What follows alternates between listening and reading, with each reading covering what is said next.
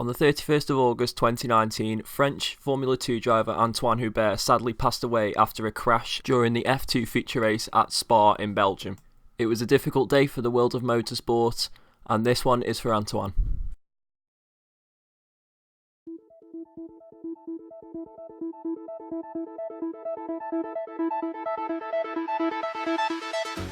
How's it going, everyone, and welcome back to another episode of the F1 2019 career mode. It is time for the Monaco Grand Prix.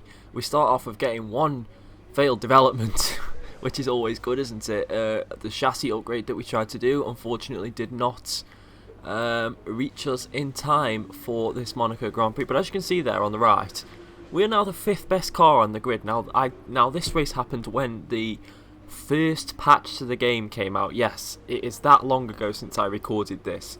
It is when the first patch to the game came out. So before that, we were where Renault are now. We were the 3rd worst car on the grid, below Racing Point, below McLaren, and below Renault.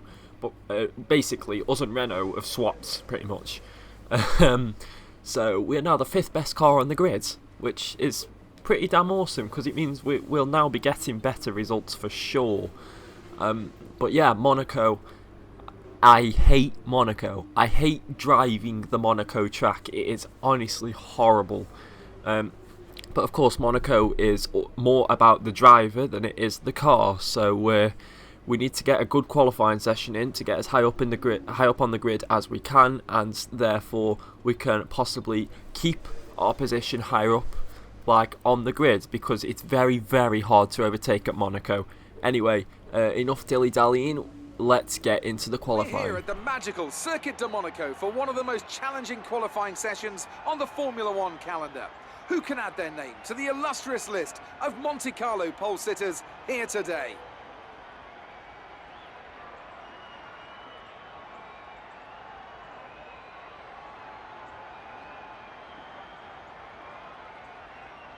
This is the kind of track that eats rear tyres for breakfast, or so I'm told by more experienced drivers than myself.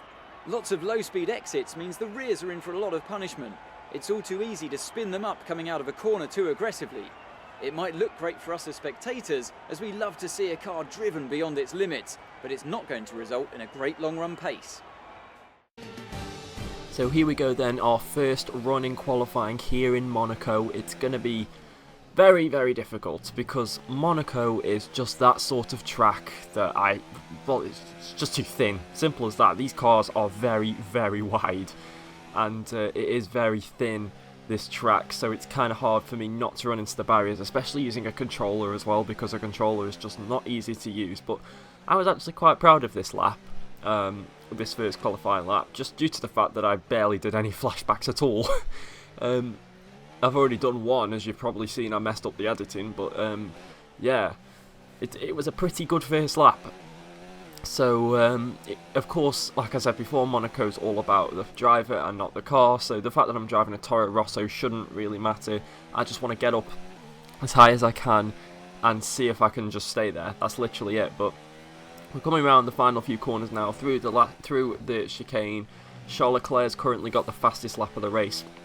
We're coming now through Rascasse and towards the end of the lap, and like I said, I am very, very proud of this lap because we come through for provisional P2. Not many people had been out for a lap at that point, but P2 is pretty good, especially at the start, and this is my second lap here, which was heavily compromised by Sebastian Vettel coming out of the pits, so I didn't actually improve on my time, but it was still P9, and as I tried to go round again but ran out of time, we actually end up in P10, so that's a very, very good qualifying for us, it has to be said. So, on to the race to see if we can keep this position.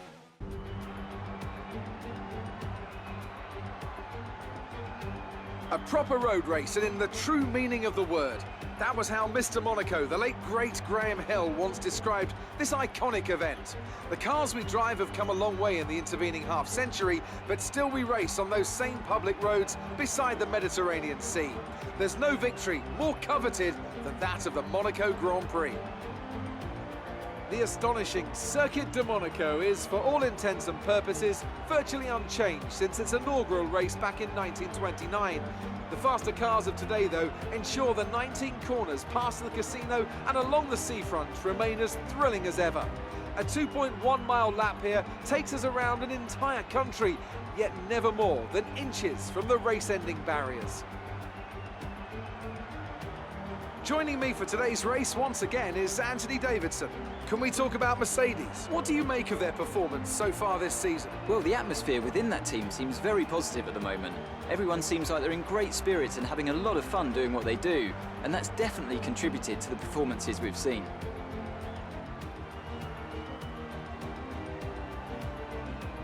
It's time to see how our drivers are stacking up after yesterday's exciting qualifying session. Valtteri Bottas lines up on pole position with Charles Leclerc alongside. Looking down the rest of the grid, we have Verstappen, Magnussen, Lewis Hamilton and Stroll, Ricciardo, Vettel, Hülkenberg and Lawrence, Raikkonen, Gasly, Lucas Faber and Perez, Butler, Grosjean, Alexander Albon and Lando Norris. Russell and Robert Kubica takes the last spot on the grid. Now it's almost time to lights out, so let's go down to the track. So a little bit of a mixed up grid here at Monaco. As you saw, the likes of Kevin Magnussen in 4th, Sebastian Vettel all the way down in 8th, and Pierre Gasly qualifying behind me in P12. So a very, very mixed up grid, especially in the top 10. Just a standard one-stop strategy for this race, a soft to medium, pretty basic standard race then, it has to be said. I did fuel the car a bit less, because, you know, we're not going to be going flat out around Monaco as the 5 red lights are out and we are underway here at Monaco, and it's a pretty poor start compared to Kimi Raikkonen, who gets ahead of me instantly. I do look at possibly going down the inside, but in the end, no can do, and now Pierre Gasly is side by side with me, and he remains side by side with me throughout going all the way up the hill, and he's still to my left hand side, and he's still to my left hand side. He gets a bit ahead and we kind of squash him against the wall, you know, no biggie, but he gets no damage to his car, or at least I don't think he does, and we end up getting ahead because we have the inside line. And this is probably the slowest I've ever driven on this game. Going round that corner, round that left-hander, honestly, it felt like an age, it has to be said. But I was quite proud of that lap because we actually got through it unscathed. We actually didn't even need to flash back through an entire lap of the Monaco Grand Prix. I can't believe it. But at this point, Pierre Gasly had pit, so he definitely had a problem with his car. And Sergio Perez is on hard tyres behind me. God knows why. Why would you? I don't even know why you'd use hard tyres in this Grand Prix. But as you can see, this is me coming in for my pit stop on lap 2. Yes, lap 2. I did that much of an undercut that I decided to come in on the second lap of the Grand Prix to put on medium tyres and go to the end. Which, I can't remember why I decided to do this. Originally, the original strategy was to tell me to pit on lap 4, but, you know, I don't know, I do what I want, mate. But we come out in a bit of clean air there, so we can just carry on ahead and try and catch up to the back markers. But as you can see, this is a replay of the start to get a better view of that wheel-to-wheel fight between me and Pierre Gasly. Look at us there, just side by side going up the hill, neither of us giving each other an inch, and we are being careful to say the least. But just look at that, I almost squeeze him off there, and then I do it anyway, squeeze him against the wall. A bit of his end plate does come off in the end, so that's why he pit. And that's why I started falling behind. It's on the left-hand side of his front wing, and I just love this camera angle, watching all of the cars queue up going round the left-hand corner. All the cars so close to each other, you wonder how they don't crash. But back to me coming out of the pits in clean air now. And so as you can see on the map, we're not that far away from the back markers. And when I say the back markers, I mean every car that was originally behind me. That's Sergio Perez fronting that, I believe. Or it might be Stroll, I don't know. No, Stroll was ahead of us, wasn't he? I can't remember. But Gasly is behind us there. And I don't know if you noticed there, but my Sector 1 time was about 5 seconds faster. I can't actually remember what it said now. I wasn't really looking. I think it was like 5 seconds faster than my original Sector 1 time, and I did a pit stop.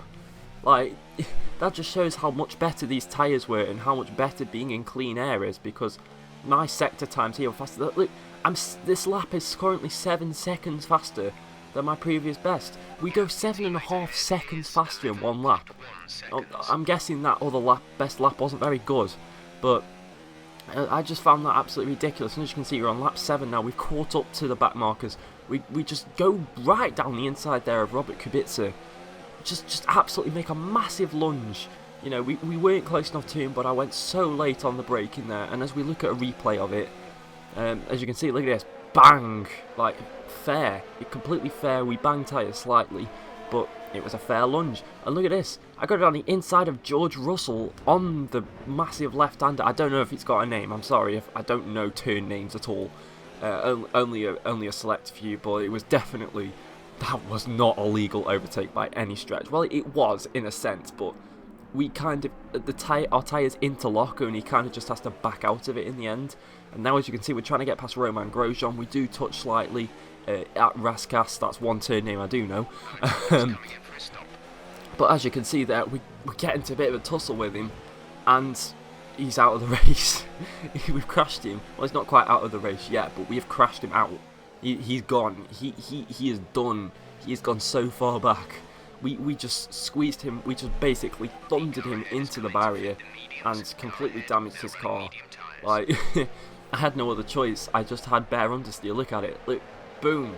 Nothing I could do to avoid that one, unfortunately. I don't think Grosjean could either. As we look at it from Grosjean's point of view, just turning the corner, and boom, in comes a wild Toro Rosso to crash him out of the race. And in fact, I don't think this quite crashed him out of the race, like I said before. We're now on lap 15, and as I'm coming round the final bend, I take off half of my front wing. And as you can see, I'm leaving this in, by the way. I go to flashback to try and correct it, and as you can see, I messed up.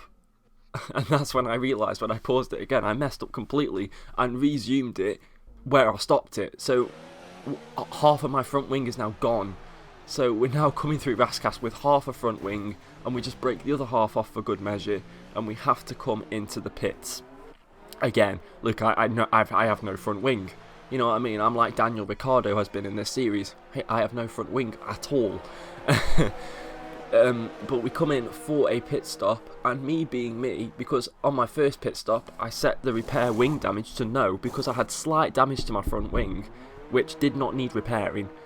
And I kept it on no by mistake. So that means I've come out of the pits without a front wing. I've got a new set of soft tyres on, but I still don't have a front wing. As there's all the bits of Grosjean's car, who is out of the race now, by the way. But as you can see, I can't turn the car, and that's the end of my race. Yes, you heard me correctly. I did not flashback. That is the end of my race. We retired from the Monaco Grand Prix with 4 laps to go, and yeah, it's a tough one to take, but I could not, if I can't do a lap of Monaco normally, I can't do a lap of Monaco without a front wing, so that is the end of my race. Bit annoying, but unfortunately, yeah.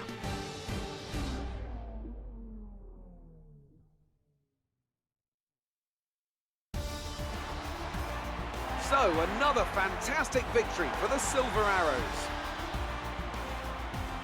Anthony Davidson, what helped them deliver this result, do you think? Well, I know it's a bit of a boring answer, but the truth is they simply had the best speed package on the day, and a driver who knows how to take advantage of that. It doesn't matter how much time you spend poring over the stats and planning strategies if you can't keep the pace, and our winner today showed they could do both. And I can see the drivers starting to approach the podium for the victory celebrations. A real team victory today. Everybody played their part. Congratulations then to Mercedes, your race winners today.